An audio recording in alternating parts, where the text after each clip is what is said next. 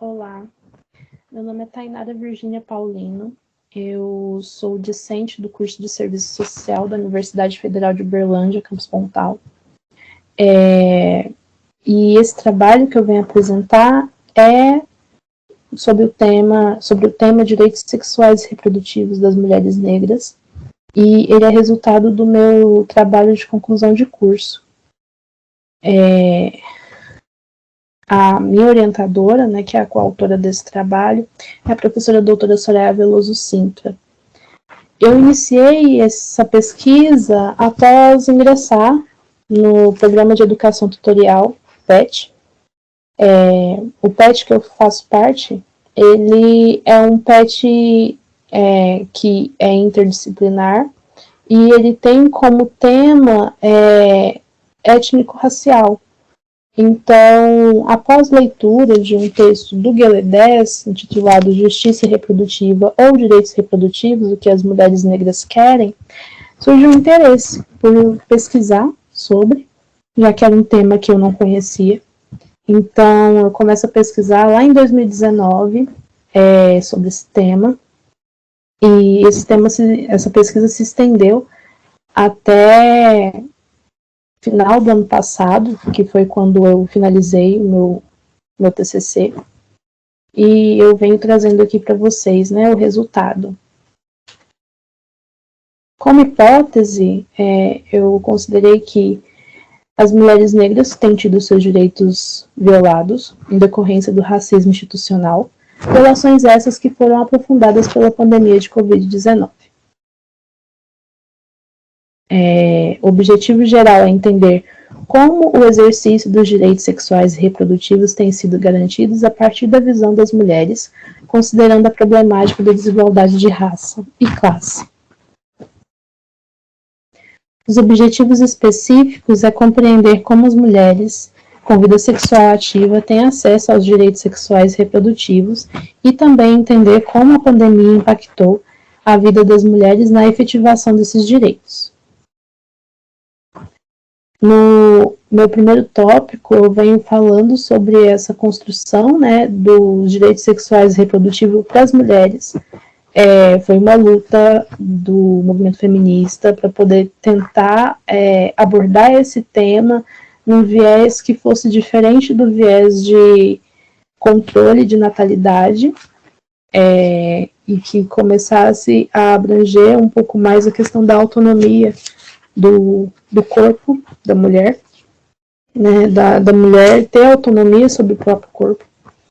Então, a partir daí, vem se discutindo sobre os direitos sexuais e reprodutivos, ocorrem conferências, né, como a Conferência de Cairo, que vem estabelecendo o que é direito sexual e reprodutivo, né, e no que eles se ancoram. Então, eu trago aqui que esses direitos se ancoram no reconhecimento do direito básico de todo casal e de todo indivíduo, de decidir livre e responsavelmente sobre o número, o espaçamento e a oportunidade de ter filhos, e de ter a informação e os meios de assim o fazer, e o direito de gozar do mais elevado padrão de saúde sexual e reprodutiva. Inclui também seu direito de tomar decisões sobre a reprodução livre de discriminação, coerção ou violência. Eu trago no segundo tópico sobre as desigualdades para além do gênero, e aqui eu começo a focar um pouco mais na questão de raça. No tópico anterior, eu trago o primeiro programa criado para poder, aqui no Brasil, né, criado para poder atender a saúde integral da mulher. E também aonde esse programa não chegou, né? A questão, né, de que ela não conseguiu alcançar todos os objetivos. E aqui eu venho trazendo, né, que existem alguns determinantes que acabam impossibilitando que algumas mulheres tenham acesso aos seus direitos sexuais e reprodutivos. E quão importante é ver as políticas, né, de saúde integral a partir do viés da interseccionalidade. e a Kimberly Crenshaw vem falar sobre isso, né? E aí ela acaba cunhando esse termo de interseccionalidade com o objetivo de apresentar uma estrutura provisória que permite identificar a discriminação racial e a discriminação de gênero, de modo a compreender melhor como essas discriminações operam juntas, limitando as chances de sucesso das mulheres. Então, é importante perceber, né, que elas não ocorrem separadas, né, as opressões, as discriminações, elas não ocorrem separadamente. E isso acaba, sim, limitando, né, o acesso dessas mulheres a seus direitos. E as duas outras autoras que eu acabo trazendo também no meu texto, na minha pesquisa, elas falam bastante sobre isso, da importância de observar a política por um olhar interseccional.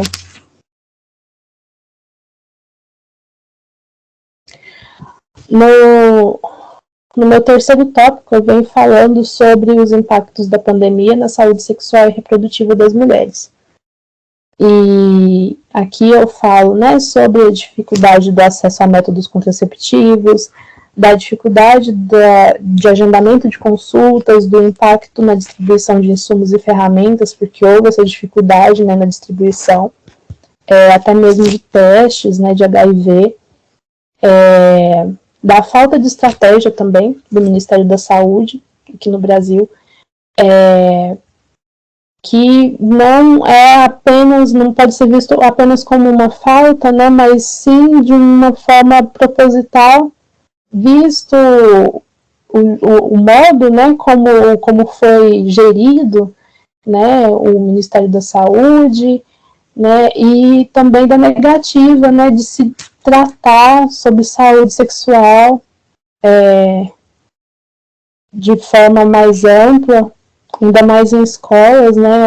Acho que uma das coisas assim que mais ficou visível é que havia uma negativa em tratar de questões sexuais e reprodutivas, né?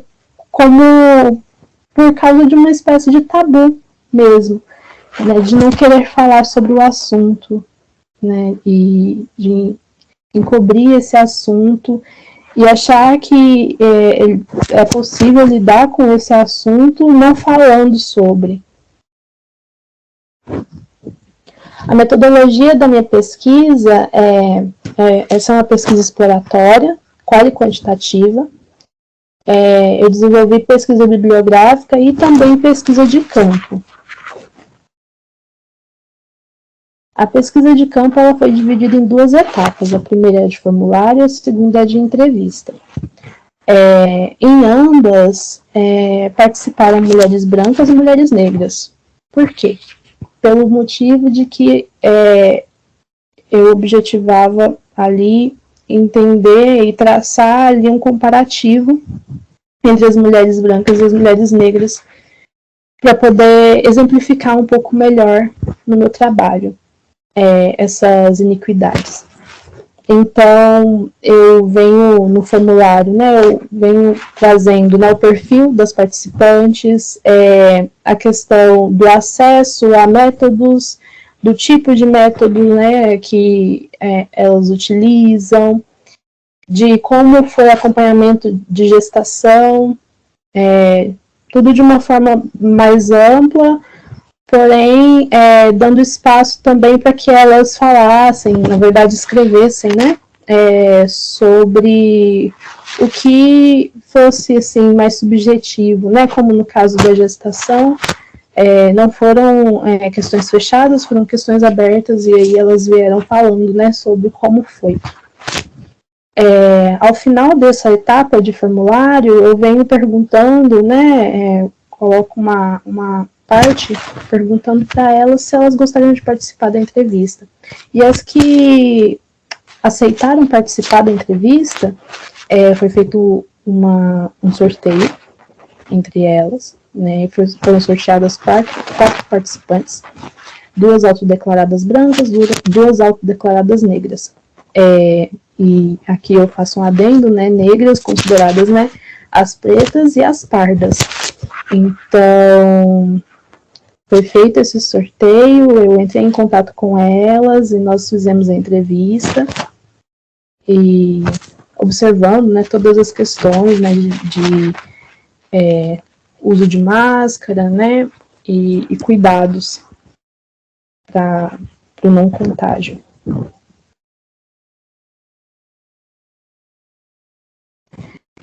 Eu trago aqui nas considerações finais que as participantes, né, ao longo da pesquisa, eu percebi que as participantes destacam a importância do acesso à informação, que elas entendem, né, elas têm essa percepção das desigualdades de raça e classe, né, e do quanto isso afeta o acesso, né, o tanto que isso impacta no acesso das mulheres aos direitos sexuais e reprodutivos. Algumas até acabam destacando, né, que muitas, dependendo do serviço, às vezes são deixadas para depois, né, na fila ali, não é bem uma fila, né, mas preferencialmente, né, elas acabam não sendo escolhidas para poder fazer seus exames ou ser atendidas até mesmo no parto, né. Tem uma das participantes acabou relatando que ela vivenciou isso, né? Ela viu isso acontecendo durante o seu período, né, de parto ali, né, com as suas colegas de quarto. Então, elas destacam todas essas questões. Destacam também as questões de dificuldade de negociar com seus parceiros os métodos de contracepção e métodos de proteção. Método de proteção, principalmente, né, a negativa, né, dos parceiros em utilizar o método de proteção e até mesmo uma relata ameaça, enfim. São questões muito delicadas, mas que acabam aparecendo, né, ao longo da pesquisa. Trago também, né, que a pandemia impactou na busca por atendimento ginecológico, que acaba confirmando, né, de certa forma, parte da hipótese, né, de que iria impactar no acesso, visto que elas falaram, né, que não buscaram, né, algumas não buscaram atendimento por medo de contágio, e a hipótese, né, como eu havia dito, ela foi confirmada no que se refere ao acesso das mulheres negras a atendimento profissional e ginecológico e também a violência obstétrica sofrida.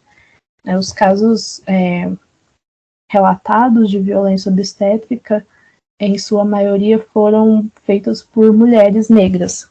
Então, acaba também confirmando essa hipótese, né, da violência, da falta de acesso aos direitos sexuais e reprodutivos. Essas são minhas referências. Crenshaw, Gallaudet, Ana Paula Reis, enfim.